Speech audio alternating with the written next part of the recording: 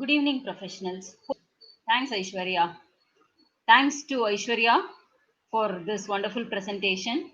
And in our global corporate laws, we have been trying to understand the Singapore Companies Act provision to start with, in which from last session we've been discussing about financial statements under Singapore Companies Act. In part 1, we discussed section 199, 200, 201, in which we discussed about financial statements, consolidated financial statements together with relevant schedule which has to be presented by every company, and the companies which are exempt as specified in section 201 where dormant relevant companies are as provided in the section. And we started this particular division, that is division 6 part 1, where it deals with financial statements under Singapore Companies Act with accounting systems, records and control. So today we are going to continue this session, and today we will be concluding this particular division 6 part 1, friends, on financial statements. We will be taking up auditors in our next series under the same being Singapore Companies Act, friends. Financial statements, today we will start with retention of documents under 201 AA, and we will conclude with the penalty. If you are going to comply, you are going to be rescued from penalty. If you are going to violate these provisions of section 201, 202, 3, retention of documents, maintenance of records, and laying of these financial statements and consolidated financial statements before general meeting, then there is a penalty which is imposed, which is as specified in section 204. With this brief introduction, let's get into today's presentation, friends. Thanks, Aishwarya. These are various legends used in today's presentation. More importantly, CAA is Companies Amendment Act 2014. We all discussed in the previous session that in Companies Amendment Act 2014, it was brought into effect in two phases. First phase was effective 1st July 2015. Ankit, am I not audible to you?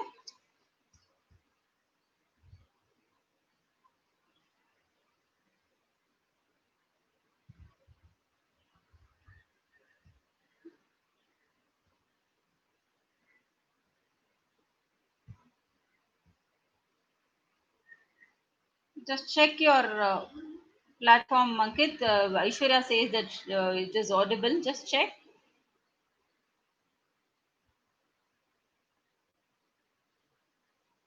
Yeah.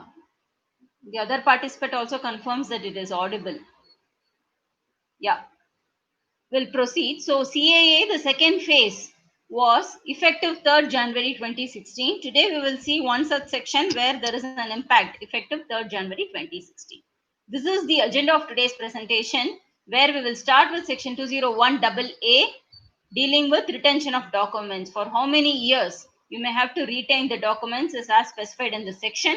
And very important provision, we are going to deal with audit committee, how it has to be constituted and what are the functions of this audit committee, and when there is a casual vacancy, how you will fill this casual vacancy, and within what periodicity you have to comply with this requirement. We are going to see an exemption from laying financial statements, just like your dormant company, as we discussed in your 201. Similar provision is available for exemption for those companies from laying financial statement. We are going to see those companies.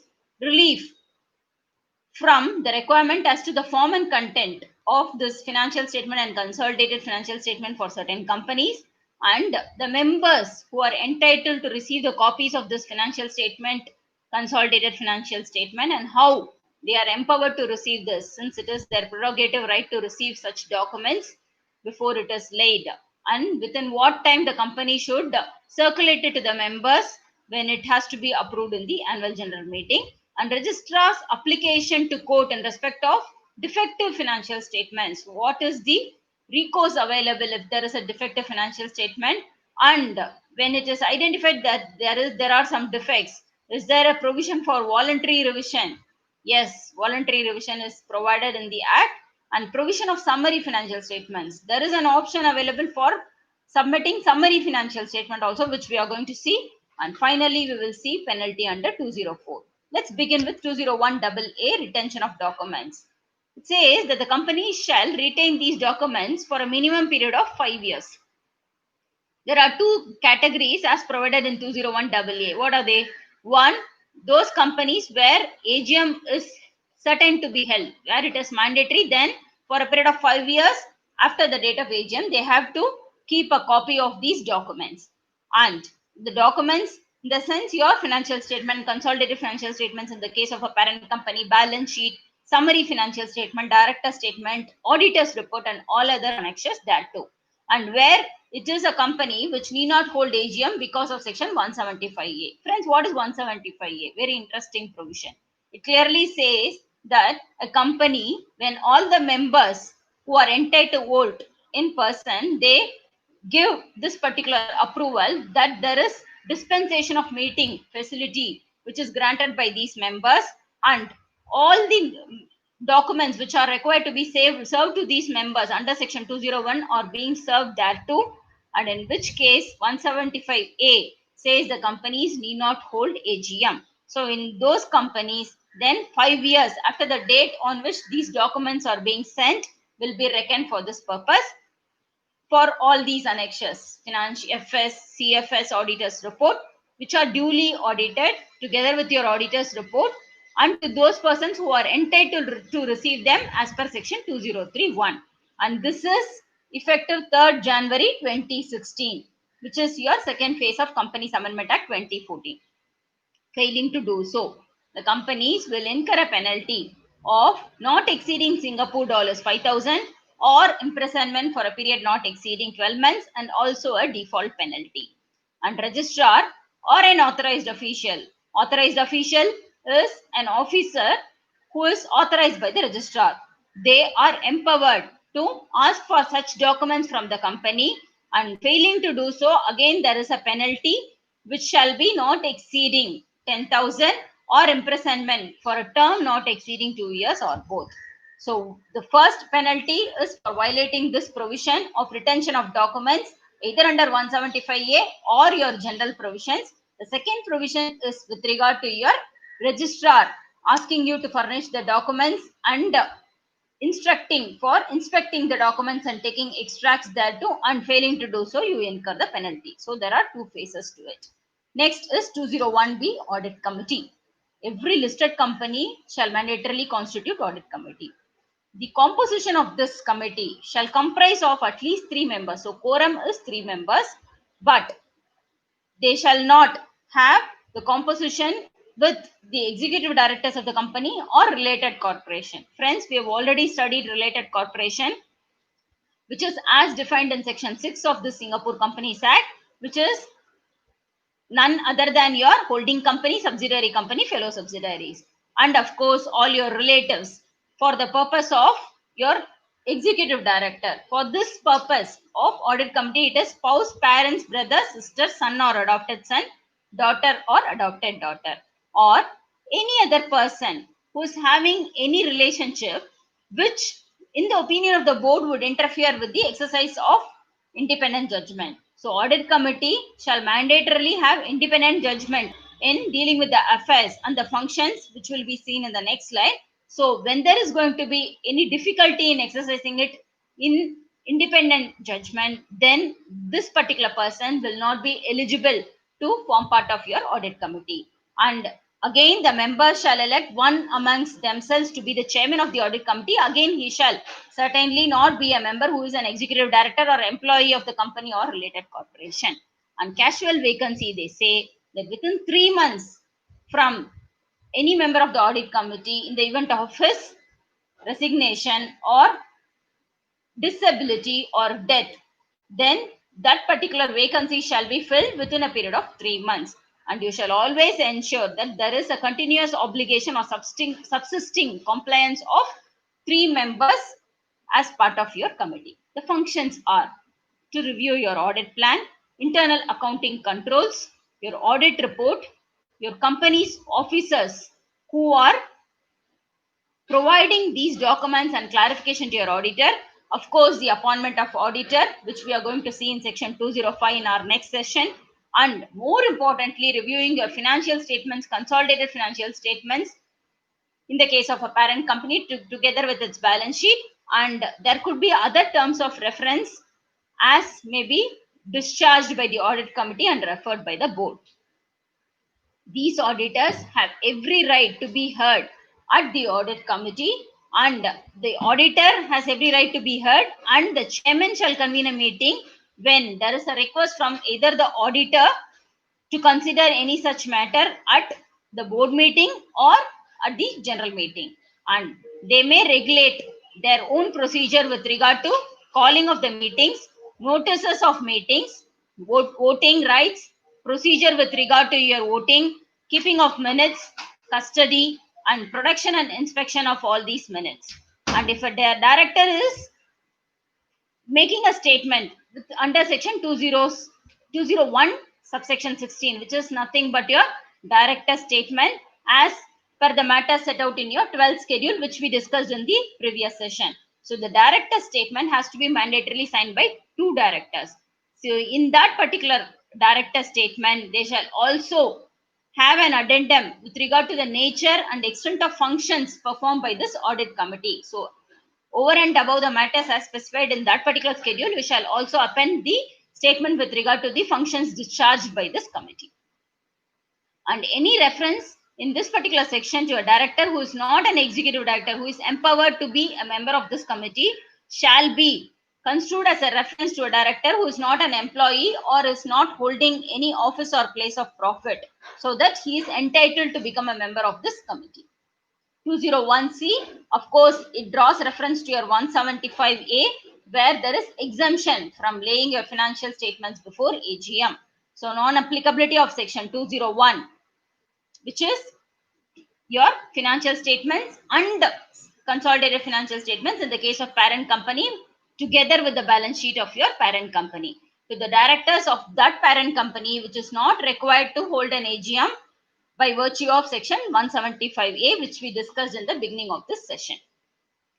So if financial statements or consolidated financial statements are not laid because of this dispensation of general meeting as approved by the members who all are entitled to vote at that particular meeting, all these documents, when I refer to documents in this particular session, it refers to your financial statement, consolidated financial statement, in the case of parent company, balance sheet, director statement, summary financial statements, which we'll be seeing in the subsequent slides, auditor's report, together with any other document as may be required to be annexed thereto.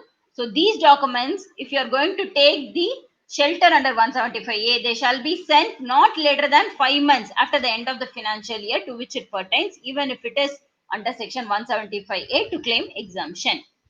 Now, 202 deals with relief from requirement as to the form and content of financial statement and director statement. Can I claim relief with regard to the presentation, the contents which are required to be ascribed in the financial statement? Yes, this particular section 202 gives you that particular blessing, where the procedure will be the directors will make an application to the registrar in writing requesting to relieve them from the requirement of this act relating to the form and content of the financial statements and consolidated financial statements. Of course, there is a caveat, friends, except the requirement of accounting standard, because we already discussed that the financial statements shall be as set out in conformity with the requirements of accounting standard so as to represent the true and fair view, and hence this shall not be including your accounting standards. The relief is sought only with regard to the form and content of this financial statement and the content of your director statement as specified in 201 subsection 16 as per the matter set out in your 12th schedule. The registrar, where he considers it to be deemed fit, he may provide an order for such class of companies with regard to the form and content, relieving them from that requirement, subject to such conditions as he thinks fit to be imposed to these specified companies. He shall not make an order unless he is of the opinion that the requirements of this act would render the financial statements or CFS or the director statement under 20116 to be misleading or inappropriate, or it would impose unreasonable burden on the company. So unless he is of such an opinion, he shall not make an order so as to provide or grant relief for these companies with regard to form and content. And registrar may make an order which may be limited to a specified period and may from time to time, either on application by the directors or without an application, revoke or suspend. So he has the right to revoke or suspend the order which he already granted to provide relief with regard to form and content, and also he may restrict the time frame. So for such period only the form and content relief is provided. For 1 year or 2 years, he may provide it in his order, which he is empowered to. So we saw about the relief with regard to form and content. Now, if there is going to be any defect in your financial statements or in your CFS, voluntary revision. When voluntary revision, whether it is suo moto or by the registrar by virtue of an order, we are going to see. When revision can be made.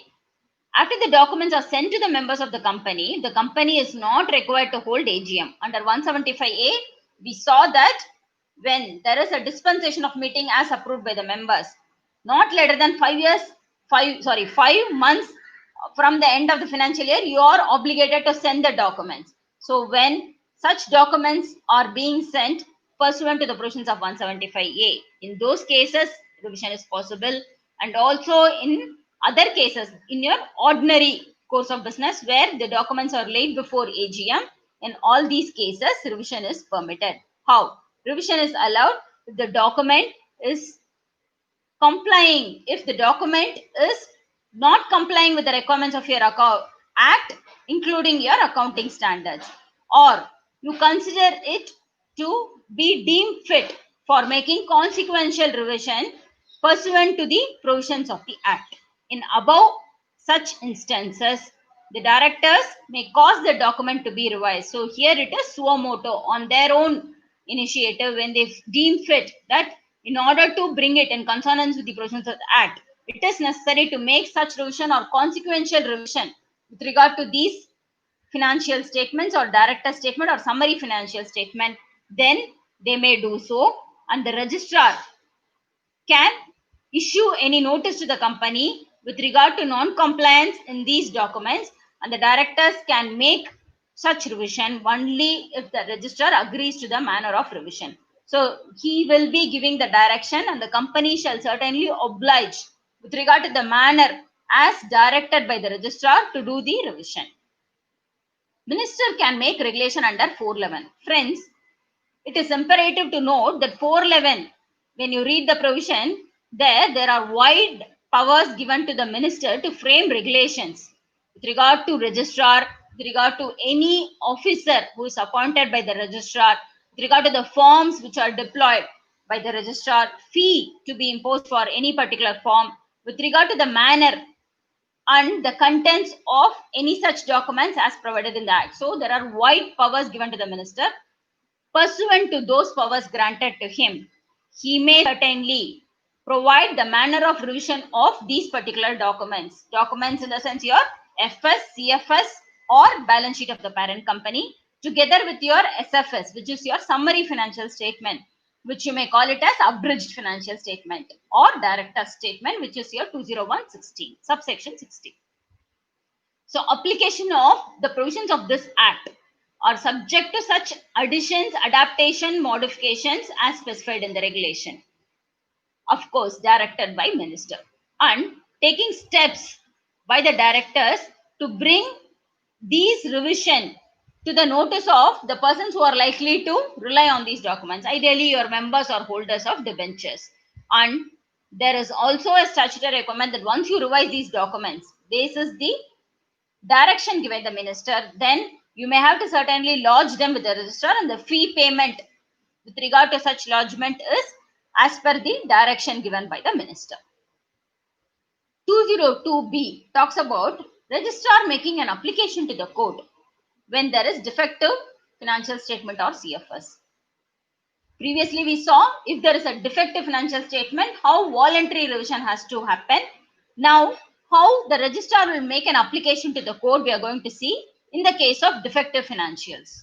So if it appears to the registrar that there is a question whether the documents comply with the provisions of the act, including your accounting standards, he may issue a notice to the directors asking them as to why this particular provision should not be invoked. The directors shall certainly provide necessary clarification together with the necessary documents to substantiate that this particular revision is not warranted for in the document if they are confident that the documents are in conformity with the provisions of the Act, including accounting standard. And basis their explanation, if the registrar is going to be satisfied, fine, no further action. If he is not going to be satisfied, then the directors, if the directors are going to propose for any revision, they shall inform the registrar about the manner in which they are going to make this particular revision. If the registrar agrees with the manner, the directors may cause the documents to be revised as per section 202A. Registrar may apply to the court when he is not getting one convincing reply from these directors. Point number 2, when the explanation or the clarification as sought and provided by the directors is not found to be fine for the registrar and he is expecting beyond what was set out by the directors, and if he is not agreeing with the manner as established by the directors with regard to this revision, then he has every right to make an application to the court. So in these three scenarios, he has a right to make an application, and application from registrar to the court may be for a declaration that the documents do not comply with the requirements of the Act, and he may seek an order requiring the direction. So he may approach the court seeking for an order to revise these documents.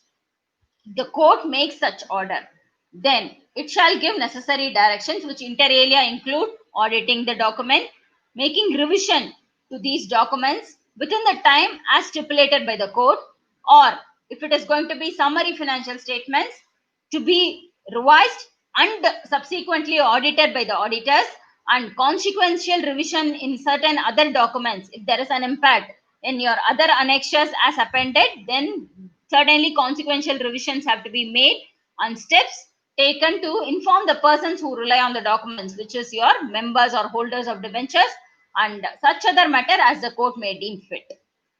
If the court finds the documents did not comply with the provisions of the Act, it may impose the cost and other reasonable expenses which are incurred by the company in connection with the revision in the documents to be borne by the directors or the directors who have signed it at the date of director statement. We already discussed that the director statement has to be mandatorily signed by two directors. So if they have signed, they are certainly being held responsible for bearing this particular cost, and the provision shall equally apply to the subsequent revision in the document. So which means this provision will squarely apply to consequential revision made to any further documents as instructed by the court upon an application made by the registrar. 203, another important provision, entitlement of members of the company. Members are having absolute right. There is no string attached to receiving these documents, your financials, consolidated financial statements, and where they provide the summary financials at their own discretion, then the company has the right to provide summary financial statements, and the timeline is as specified in this section 203, very important. So not less than 14 days before the general meeting, all these members are entitled to receive the copies of these documents together with all your auditor's report to the members, of course, to your holders of debentures as well. And in the case of companies where dispensation of meeting is specified, then not less than 5 months after the end of the financial year as set out in that particular section, these documents have to be mandatorily sent to them. And a member to whom copies have not been sent, which includes your debenture holder, shall, upon a request made to the company, has every right to be furnished these documents without any charge. And if there is going to be any default by the company, then they shall be liable for a fine which shall be not exceeding Singapore dollars 5,000, and also a default penalty unless and until they prove that the member or the holder of debenture sought for a document and the company maintains sufficient proof of having received an acknowledgement of sharing these documents with these members or debenture holders. Where a company is not required to hold AGM, by virtue of your section 175A, the members may by notice insist the company to convene an AGM not later than 14 days from the date of. So it should be the time which is given to them for requesting the company to hold an AGM is not later than 14 days from the date of sending these documents. Requesting the company to hold the AGM because previously they gave the dispensation approval from convening a meeting. Now, for want of holding this meeting, they are placing a revised request. The directors in such case shall convene the meeting within 14 days for fulfilling the request of these members. Failing to do so, there will be a penalty of not exceeding Singapore dollars 5,000. Provision of summary financial statements. Like your abridged financial statement, you have this facility of summary financial statement. Let's see what the provision says.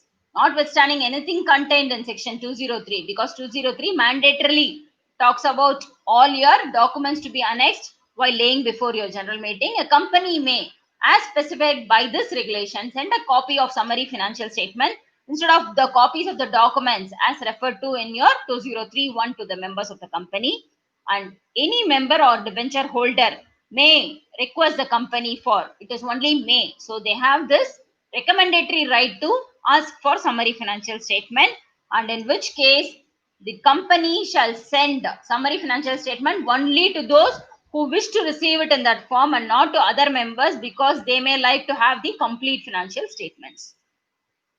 Of course, the numbers or the form, content, manner of the summary shall be extracted from your or originated from your financial statement or CFS and director statement as the case may be. And in your summary financial statement, you shall state that it is only a summary of information. So you shall give that necessary disclaimer that this is not the comprehensive picture. It is only a summary of your FS or CFS, and it shall contain a statement by your auditor stating that their opinion as to this summary financial statement is consonant with your other documents made by the company and it complies with the requirements as stated in this particular section and the regulations as directed by the minister. The directors shall always ensure that the summary financial statements comply with the requirements of this particular section, and for failing to do so, there is a penalty if the directors fail to comply with this requirement or in not complying with the regulations as prescribed by the minister, for a fine not exceeding Singapore dollars 5,000. The minister may make regulations to give effect to this section and make provision as to the manner in which it can be ascertained if a member.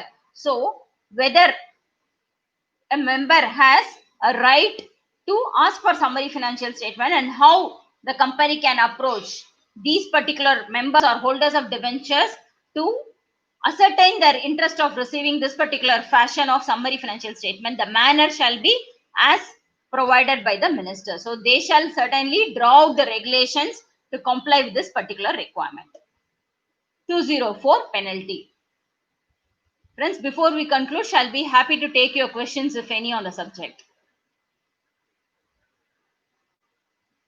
So when the company has any default in complying with the provisions of this section, which is your 201, 2, 5 or 16, then such particular directors shall be guilty of offense not exceeding $50,000.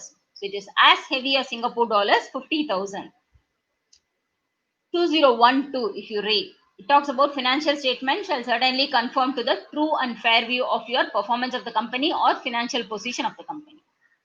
If you read 2015, it talks about where it is the consolidated financial statement.